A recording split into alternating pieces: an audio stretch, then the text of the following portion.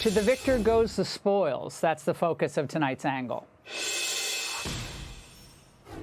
Exactly a week ago, my angle was titled, "We've Already Won." Indeed, just a few days into Operation Epic Fury, it was obvious that America had already destroyed the core elements of Iran's nuclear and missile capability, along with the regime's leadership that had been pursuing death and destruction for decades. And today, the president, although not formally declaring victory, sure came close. You've said the war is, quote, very complete, but your defense secretary says this is just the beginning. So which is it, and how long should Americans be prepared Well, I think for you could this war say to last both. for? It's the beginning. It's the beginning of building a new country. But they have no Navy. They have no Air Force. They have no anti-aircraft equipment. It's all been blown up. And they have no leadership. It's all gone. So, you could look at that statement. We could call it a tremendous success right now as we leave here. I could call it, or we could go further, and we're going to go further.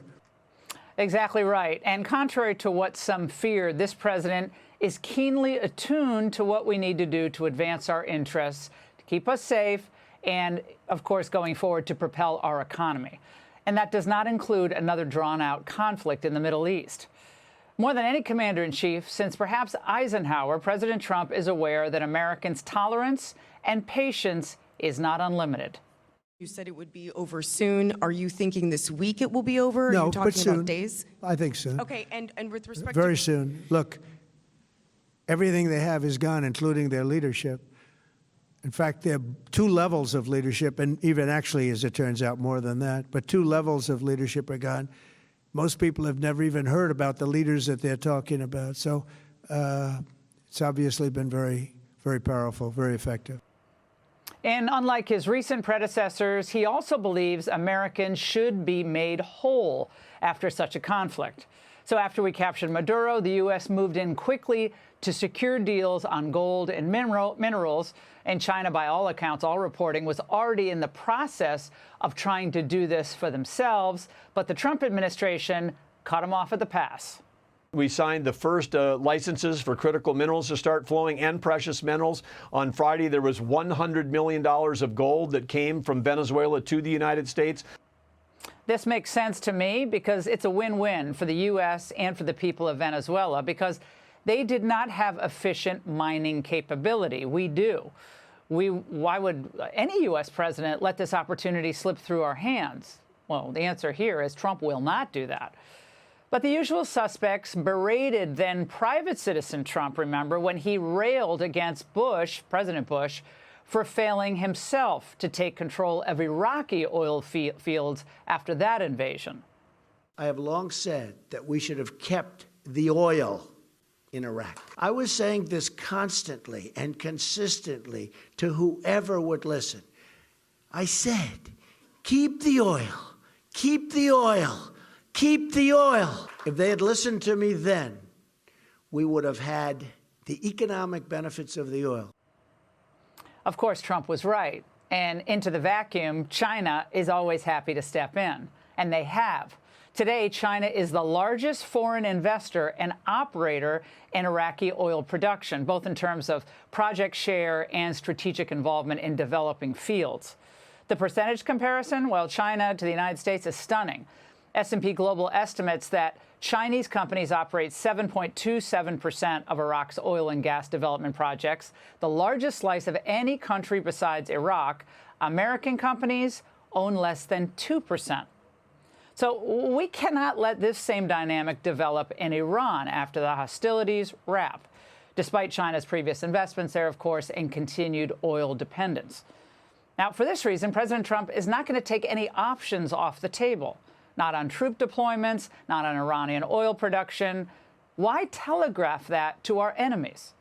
When President Trump had the chance to advance our geopolitical interests, he took that chance, and it's always a risk. He's weighing the risks. He's earned the benefit of our doubt here. If there is a way to help manage and rebuild, maybe with a joint venture in place, the Iranian oil fields, without disproportionate risk to our troops and our overall geopolitical position, what's the argument against doing this? Why wouldn't it make sense? Now, obviously, whoever ends up in power would have to be a willing partner. There are a lot of ifs here, no doubt about that. But he's the president of the United States. He is supposed to be looking out for our interests. And if he's not breaking any U.S. law, and he is not, he should do this. But wait. The press and the Democrats, mostly those people, want any such plan revealed right now. Now, this notion today that we can't fight anyone or eliminate any enemy unless we have a plan to fix the entire country afterward is just absurd. I mean, let alone should Trump be required to sit down with the Washington Post and outline his exact plans. Now, the upshot is this. We had the chance to take out an enemy of the United States who threatened and harassed us, threatened to destroy us and our allies in the region for decades. Trump is doing the right thing here. He saw that opportunity and he took it. So the panic pushers are, as usual, wrong here. The market recognizes today a sell-off at the open and then a gradual recovery. And now Donald Trump's going to have to manage this opportunity, ensure that there is no long-term implications, negative implications for the United States. There are going to be momentary setbacks and obviously some tragic human losses.